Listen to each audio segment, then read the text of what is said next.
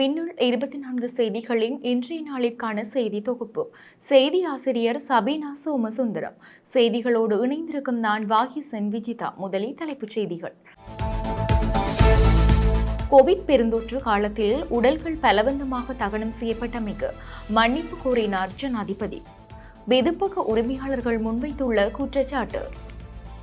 கிராம உத்தியோகத்தர்கள் விடுத்துள்ள எச்சரிக்கை. குருந்தூர் மலை ஆதிசிவன் ஐயனார் ஆலயத்தில் கண்காணிப்புக்கு மத்தியில் சிவ வழிபாடு. இன்றைய செய்திகளுக்கு பிரதான அனுசரணை வழங்குவோர் எலக்ட்ரானிக்ஸ், களுவாஞ்சிக்குடி, மட்டக்களப்பு. களுவாஞ்சிக்குடி வைத்தியசாலைக்கு முன்பாக அமைந்துள்ள சிங்கர் நிறுவனத்தின் அங்கீகரிக்கப்பட்ட விற்பனை முகவரான SN எலக்ட்ரானிக்ஸில் உங்கள் வீடுகளுக்கு தேவையான அனைத்து விதமான பொருட்களையும் நியாயமான விலையிலும் தரமானதாகவும் கொள்வனவு செய்யலாம். தொடர்புகளுக்கு 07737796000 மற்றும் 07761570043.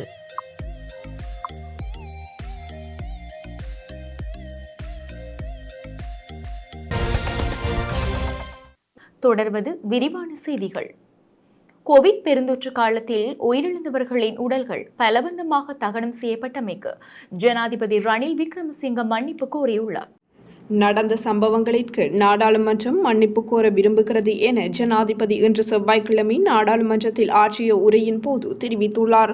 கோவிட் பெருந்தொற்று காலத்தில் பெரும் வேதனை காணப்பட்டது. குறிப்பாக முஸ்லிம்கள் மத்தியில். அதேவேளை இந்துக்கள், பௌத்தர்கள், கிறிஸ்தவர்களும் வேதனையை அனுபவித்தனர் என ஜனாதிபதி தெரிவித்துள்ளார். அவ்வேளை இது குறித்து ஆராய நியமிக்கப்பட்ட குழு உடல்களை தகனம் செய்ய வேண்டும் என பரிந்துரைத்தது. உயர்நீதிமன்றமும் இதனை அங்கீகரித்தது என ஜனாதிபதி தெரிவித்துள்ளார்.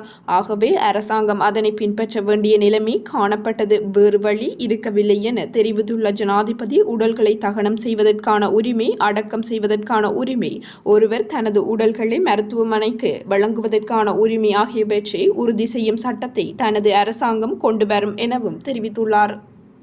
குருந்தூர் மலை ஆதிசிவன் ஐயனார் ஆலயத்தில் போலீசார் இராணுவ புலனாய்வாளர்களின் கண்காணிப்புக்கு மத்தியில் சிவ வழிபாடு இன்று செவ்வாய்க்கிழமை நடைபெற்றுள்ளது. முல்லைத்தீவு குமுளமுனை தண்ணிமுறிப்பு கிராமத்தில் அமைந்துள்ள குருந்தூர் மலை பகுதியில் அமைந்துள்ள ஆதிசிவன் ஐயனார் ஆலயத்தில் வழிபாடுகள் தொடராக நடைபெற்று வருகின்றது. அந்த வகையில் சிவனை தரிசிப்பதற்காக ஆலய நிர்வாகத்தினர் உள்ளிட்ட பலர் இன்று காலை 10 மணியளவில் பூஜை வழிபாட்டில் ஈடுபட்டிருந்தனர். குறித்த வழிபாட்டில் முன்னாள் வடமாகாண சபை உறுப்பினர் துரைராசா ரவிகரன், முன்னாள் வடமாகாண விவசாய அமைச்சர் கந்தையா சிவனேசன், ஜனநாயக தமிழ் தேசிய கூட்டமைப்பின் முல்லைத்தீவு மாவட்ட இணைப்பாளர் யூட்சன், கரைத்துறைப்பற்று பிரதேச சபை உறுப்பினர் ஜெகதீசன், ஆலய நிர்வாகத்தினர் என பலரும் போலீசார், இராணுவ புலனாய்வாளர்களின் கண்காணிப்புக்கு மத்தியில் சிவ வழிபாட்டில் ஈடுபட்டிருந்தனர். தொல்லியல் துறையினரின் அறிவுறுத்தலுக்கு அமைய சேதம் ஏற்படுத்தாத வண்ணம் வழிபாடுகள் இடம்பெற்றிருந்தமை குறிப்பிடத்தக்கது. அடுத்த வாரம் உள்ளூராட்சி தேர்தல் கண்காணிப்பு அமைப்புகளை சந்தித்து தேர்தலுக்கான மேலதிக ஏற்பாடுகள் குறித்து ஆலோசிக்க திட்டமிடப்பட்டுள்ளதாக தேர்தல்கள் ஆணைக்குழுவின் தலைவர் RMAL ரத்நாயக்க தெரிவித்துள்ளார். இதேவேளை வாக்குச்சாவடி விவரங்கள் கிடைத்தவுடன் வாக்குப்பெட்டிகளில் ஏதேனும் குறைபாடுகள் இருந்தால் அவை சரி செய்யப்படும் என்று தேர்தல்கள் ஆணைக்குழு அறிவித்துள்ளது. கடந்த தேர்தல்களில் பயன்படுத்தப்பட்ட பல சேதமடைந்த வாக்குப்பெட்டிகள் அடையாளம் காணப்பட்டுள்ளதாகவும் அவற்றை பழுது பார்ப்பதற்காக அரசாங்க கேந்திர நிலையத்திற்கு அனுப்பி வைக்கப்பட்டுள்ளதாகவும் தெரிவித்துள்ளார். எதிர்வரும் தேர்தல்களுக்கு ஆயத்தமாக அதிகாரிகள் கணக்கெடுப்பு விரைவில் நடத்தப்படும் எனவும் ரத்நாயக்க குறிப்பிட்டுள்ளார். மேலும் செப்டம்பர் 17 முதல் அக்டோபர் 16 வரையிலான காலகட்டத்தில் தேர்தல் நடைபெறும் என்றும் ஆணையகம் முன்னதாக அறிவித்திருந்தவை குறிப்பிடத்தக்கது. பான் உள்ளிட்ட வெதுப்பக உற்பத்தி பொருட்களின் விலையினை நுகர்வோருக்கு நன்மை ஏற்படும் வகையில் குறைக்க முடியுமான போதிலும் அதற்கு வர்த்தக மாஃபியாக்கள் இடையூறாக இருப்பதாக அகில இலங்கை வெதுப்பக உரிமையாளர்கள் சங்கம் குற்றச்சாட்டியுள்ளது. இது தொடர்பான உண்மையை வெளிப்படுத்துவதற்கான சந்தர்ப்பத்தை ஏற்படுத்தி கொடுக்குமாறு தமது சங்கம் ஜனாதிபதிக்கு கடிதம் ஒன்றினை அனுப்பி வைத்துள்ளதாக அந்த சங்கத்தின் தலைவர் NK ஜெயவர்தன தெரிவித்துள்ளார். கோதுமை மா, தேங்காய் எண்ணெய், முட்டை உள்ளிட்ட வெதுப்பக உற்பத்திகளுக்கு தேவையான பொருட்கள் அதிக விலையில் விற்பனை செய்யப்படுகின்றன. இது தமது தொழில்துறையை பாரியளவில் பாதித்துள்ளதாலேயே வெதுப்பக உற்பத்திகளின் விலையினை குறைக்க முடியாதுள்ளது.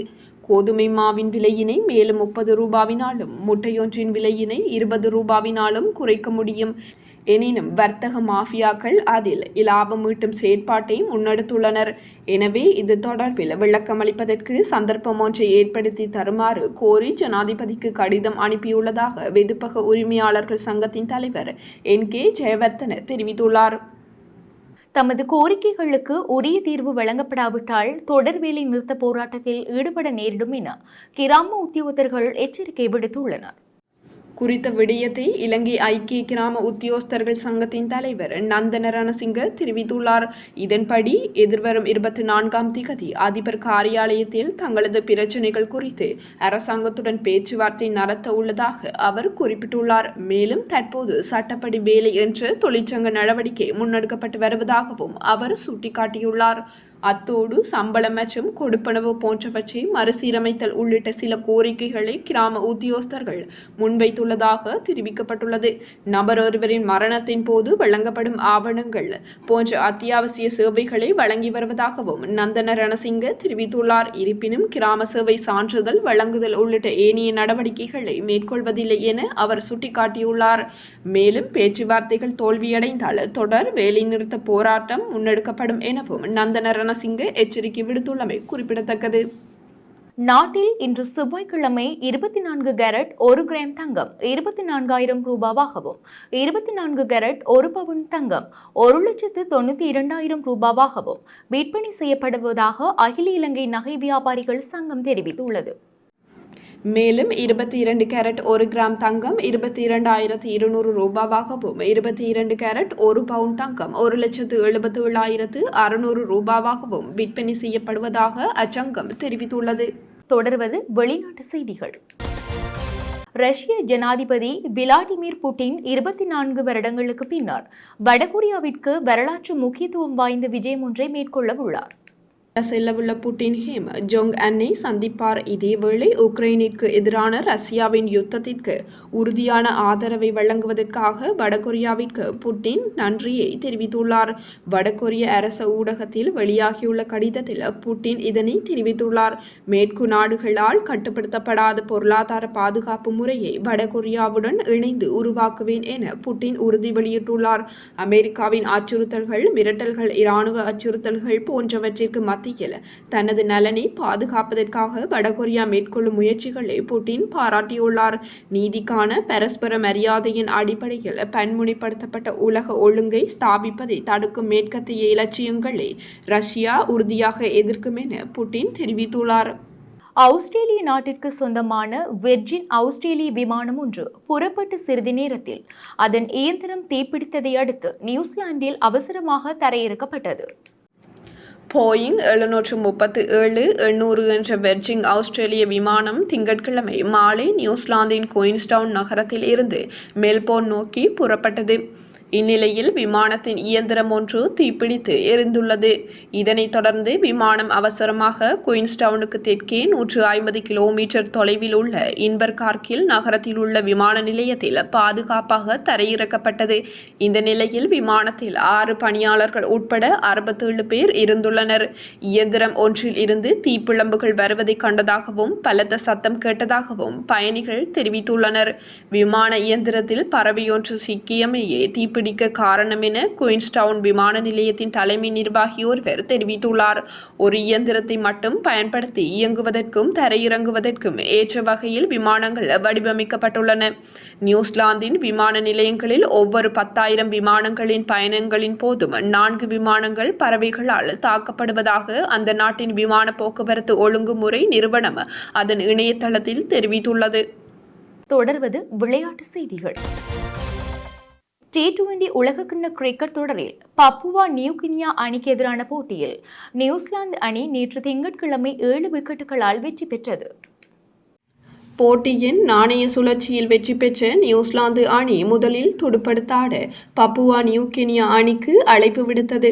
அதன்படி முதலில் துடுப்படுத்தாடிய பப்புவா நியூகினியா அணி 19.4 ஓவர்களில் அனைத்து விக்கெட்டுகளையும் இழந்து 78 ஓட்டங்களை மாத்திரம் பெற்றுக்கொண்டது. பதிலுக்கு துடுப்படுத்தாடிய நியூசிலாந்து அணி 12.2 ஓவர்களில் 3 விக்கெட்டுகளை மாத்திரம் இழந்து வெற்றி இலக்கை அடைந்தது. எவ்வாறாயினும் நியூசிலாந்து அணி தொடரில் இருந்து வெளியேறியுள்ளமை குறிப்பிடத்தக்கது. இத்துடன் இன்றைய நாளிற்கான நமது செய்தி தொகுப்பு நிறைவடைகின்றது. வார நாட்களில் மாலை 6 மணிக்கு நமது செய்திகளை எதிர்பாருங்கள். மேலதிக செய்திகளை பார்வையிட www.minnal24.com என்ற எமது இணையதளத்திற்குள் பிரவேசியுங்கள். நன்றி. SN electronics Kaluvanchikudy Batticaloa. களுவாஞ்சிக்குடி வைத்தியசாலைக்கு முன்பாக அமைந்துள்ள சிங்கர் நிறுவனத்தின் அங்கீகரிக்கப்பட்ட விற்பனை முகவரான எஸ்என் எலக்ட்ரானிக்ஸில் உங்கள் வீடுகளுக்கு தேவையான அனைத்து விதமான பொருட்களையும் நியாயமான விலையிலும் தரமானதாகவும் கொள்வனவு செய்யலாம். தொடர்புகளுக்கு 07073796000 மற்றும் 07761570443.